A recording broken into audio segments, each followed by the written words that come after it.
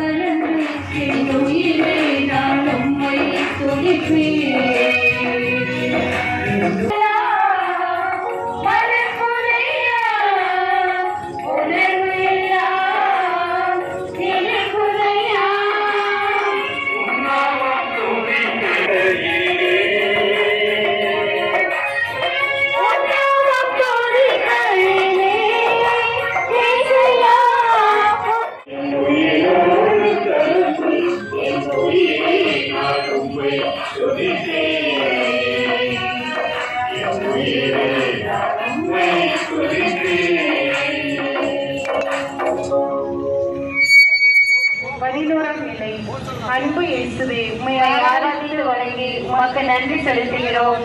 ஏனெனில் உமது தூய சிலுவையால் உலகத்தை மீட்டீர். இயேசுவின் பாடுகளில் 11ஆம் நிலை. பாடு என்று அவரது உடலும் கைகளும் சிலுவை மரத்தோடு கயிர்களால் இழுக்கப்படுகிறது. அவரது பெயரும் தண்டனைக்கான காரணமும் சிலுவையின் மேல்கட்டையில் எழுதி வைக்கப்பட்டது. விதிக்கப்பட்ட இரு கைகளிலும் பிணைக்கப்பட்ட இரு கால்களிலும் வெறித்தனமாக ஆணிகள் அடிக்கப்படுகின்றன. அகோரமான வேதனைகளின் உச்சத்தில் இயேசு தூக்கி நிறுத்தப்படுகின்றார். வணங்கவில்லை. கோவிலை இடித்து 3 நாளில் கட்டி எழுப்புகிறவனே, நீ இறைவன் என்றால் சிலுவையில் இருந்து இறங்கி வா. இந்த வானவிகள் கட்டினர்.